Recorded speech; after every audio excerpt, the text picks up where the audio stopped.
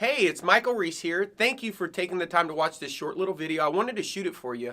I have an interesting, maybe an insight that I had recently after speaking to a couple agents. As you may or may not be aware, I wrote a book called Inside Sales Predictability. I was inspired to write this book as a result of a year that I had building a real estate team from scratch. On January 2nd, 2016, I literally started a real estate team where we built it from 0 to 268 transactions.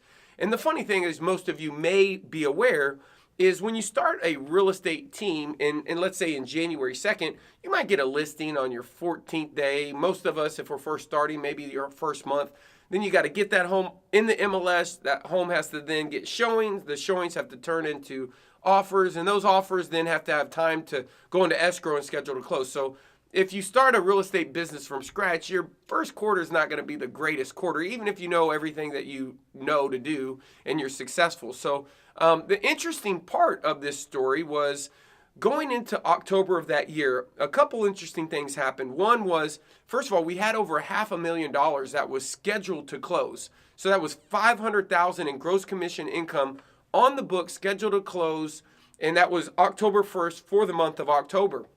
Now, as many of you may or may not be aware of, one of the things that happened, if you've read the book and you've kind of kept up with us, is in that month, we went into that month where we actually had this transition period where most of our closings came from opportunities that we nurtured, which enhanced our philosophy and methodology, if you will, around building predictability in your business. Building predictability meaning we went into the month with the pipeline of people that wanted to sell their home. Well, I was reached, and just for clarity, we built that pipeline through having inside sales agents. Those were people that were dedicated. We did all of this focused on the listing side of the business. So a lot of people that I get the opportunity to talk to and work with, they're trying to grow their business, and a lot of the times they're in different stages. Some people really have the desire to quit working with buyers, and they want to start working more with the listings because we all know that listings give us leverage, and that allows them to be able to get a better return on their time. And I can't blame them. I did the same thing, and you probably are watching this video because you would like to get more listings. And so a couple things that happened is, first of all, that year that we grew the business from scratch, we focused on 8 agents, grew it to 2.2 million.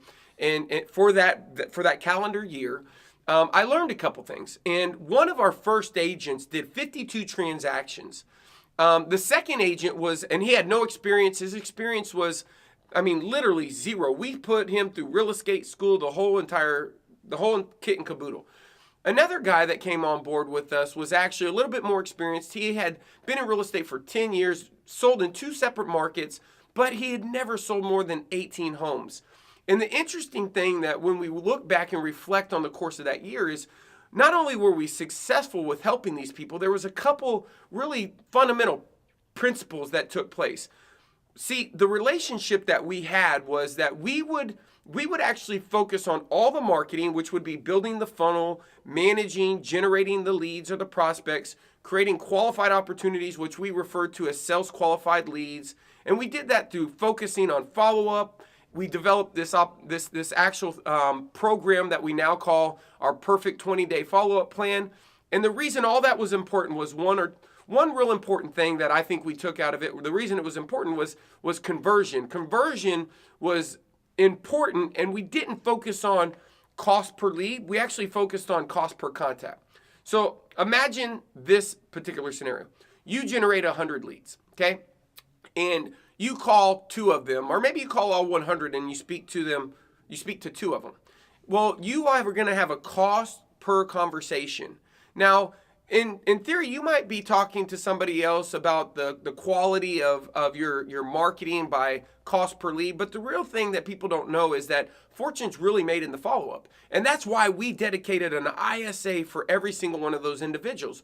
What's been brought to my attention is a lot of people aren't in the position to hire an ISA. And so we were able to take our cost per conversation and instead of thinking, okay, we need to generate more leads, No, cost per conversation takes into consideration not only the generation of leads. Think about this. You generate 100 leads and let's say the cost per lead's $2, but you talk to nobody. Well, the cost per lead is not indicative of if you were going to be successful, if you were going to get face to face with the homeowner. Now, if you're paying for the lead and you give it to two, half of them to one agent and the other half to another agent, and one agent calls one time, one agent calls two times, one agent calls five times. One agent might call and text and Facebook message. The thing is we knew at the end of our what we developed was a key metric. Our economic driver was 34 conversations equaled an appointment. So what we definitely didn't want to do was, based upon no structured follow-up plan, we didn't want to create the only solution to our problem and say, hey, listen, let's just generate more leads. We need more leads. What's our cost per lead? No, we wanted to take in the entire sales and marketing responsibility. Marketing was responsible for generating opportunities. Sales was responsible for taking that opportunity, vetting it out, determining timing or motivation, and then setting a qualified appointment. And so in your business, there's a couple things that I've learned that the really best thing to do is segment the roles. You know, if you've ever read the book by Mary Lou Tyler, she wrote the book Predictable Revenue with Aaron Ross, and they built Salesforce.com and helped build their sales and marketing methodology to the first 100 million. And what she believed was that you should have a segmentation in roles when it comes to outside sales, the person actually face-to-face with the customer, and the person who's really responsible for developing those opportunities. The problem is that we got to face it. A lot of agents are just not ready to make that investment. And so during this entire time of building this real estate brokerage, my partner, Jeff Kiani, and he was really the guy that was behind the scenes making it all happen, working with the ISAs, making sure the dials happened. We had a conversation. And he said, Mike, you know, the thing that we used to look at in our model was we really wanted every one of our partners to do a minimum of 50 listing transactions. That was our goal. And he said, I think we should come out with a program. I think based upon, you know, him calling for other top teams around the country and taking the feedback and really meeting a lot of people that were in a position that they couldn't make the investment, but they had the skill set just like everybody else.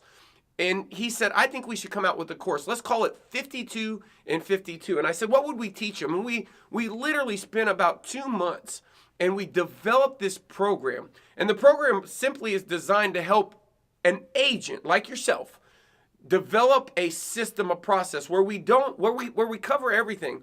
We cover the skills, we cover the tools, we cover the best practices, we cover the training, we cover this everything that you need that we feel like we were able to do for an agent with an ISA. We brought all of that training. I mean, this training would be invaluable if you have an ISA. This training would be invaluable if you're just trying to move from the buy side to the sell side.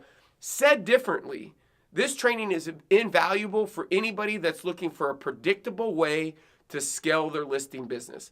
So he took all of the things that we did. People had literally paid $10,000 to $12,000 to send their ISAs to us to train them. And he was fully responsible for making sure that all those people came here for 4 days, total immersion, and go home and land and be ready to actually put deals on the books. We have countless of testimonials where people have now scaled their ISA's department. So whether you're looking to hire an ISA or you just want to know what is it that these teams do to get listings and what should I be doing to really focus on now transitioning my business to the listing business. If you are wanting to become the dominant listing agent in your market, I want you to take a look at this new program. And the program's called 52-52, 52 listings in 52 weeks. We are literally going to be there with you every week. In fact, here's exactly what you're going to get in the 52 week or the 52-52 program. You're going to get exactly this.